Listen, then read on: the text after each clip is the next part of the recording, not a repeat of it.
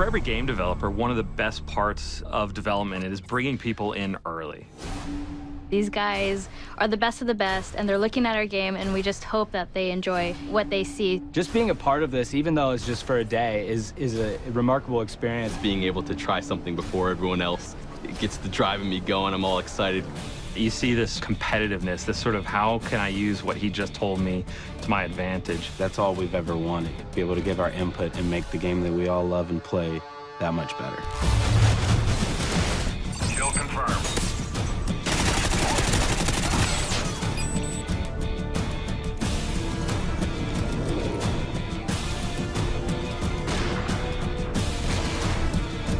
Crank really developed from the idea of playing again with the TDM rules. We've added this idea that once you get a kill, you become cranked. You start speeding up, you're running all crazy. And then you have 30 seconds to kill another enemy, and if you don't, you explode. And die.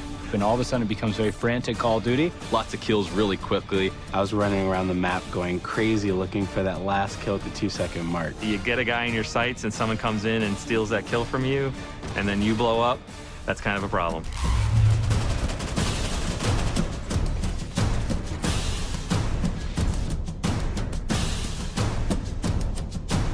The Search and Rescue, we realized we wanted to build upon Search and Destroy. It's a search and destroy type of game, except when you die, you drop a tag. Your teammates can go pick up your dog tags and revive you. But if the enemy gets it, you're out. It requires a lot more teamwork, a lot of communication when you're playing. You're playing chess, not checkers, when you play Search and Rescue. Creates a whole different dynamic in Search.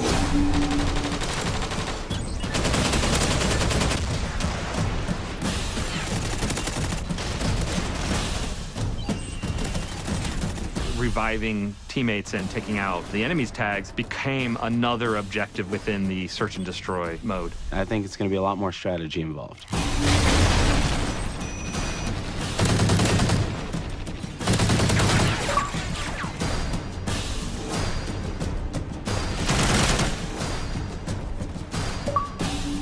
Now we have the contextual lean. Where you get up to a corner and lean left or right. I think it's great, and it's something that needed to be introduced into Call of Duty, and I love the way that it was introduced. Knee slide's badass. To be able to slide and then get into a position and be ready to roll in that position is a unique thing in Call of Duty. Basically, when you're sprinting, you do like a cool slide animation. I was sliding all over the place with that thing. And also the mantling ability. Basically, when you're climbing up on stuff, you like carry your momentum with you. I loved that. It just promotes faster gameplay, more swift movement.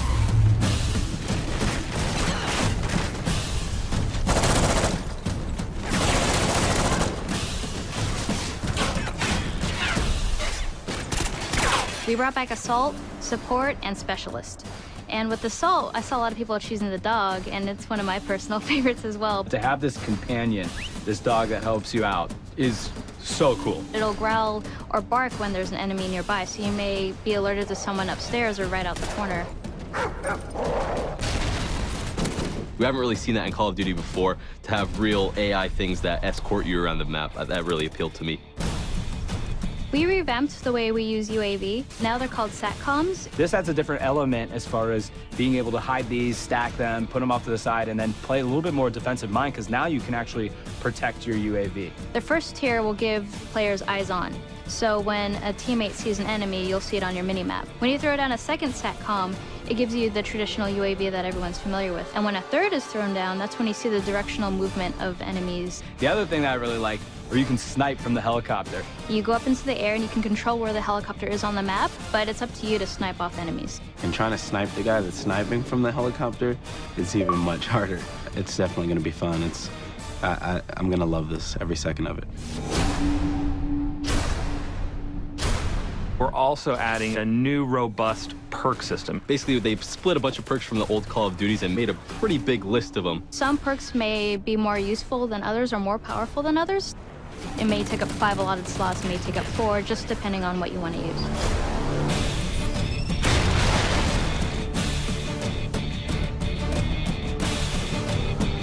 Usually when you're playing online, you have your headsets and you're calling out where enemies are, but sometimes when you're here in the moment, you forget to. With Battle Chatter, it picks up on where the enemies are and it'll notify you. And there's a couple times where I turned around because there's a guy screaming and I was trying to figure out what he's talking about. And he's right, like there's someone on my 6, there's someone behind me. It gives you a better sense of where enemies are, even if you're kind of shy and you want to stay quiet throughout the game. Got hostiles near the wrecked ship!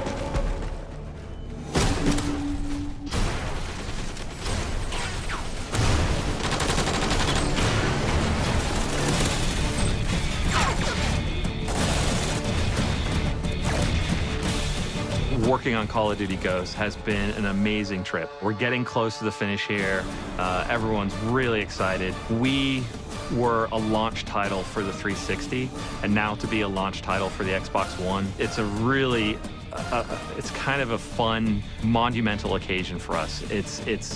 We know it's a lot more work. We know it's a lot harder, and that actually, I think, just drives us more. And I'm really excited about how Call of Duty Ghosts is going to turn out on Xbox One.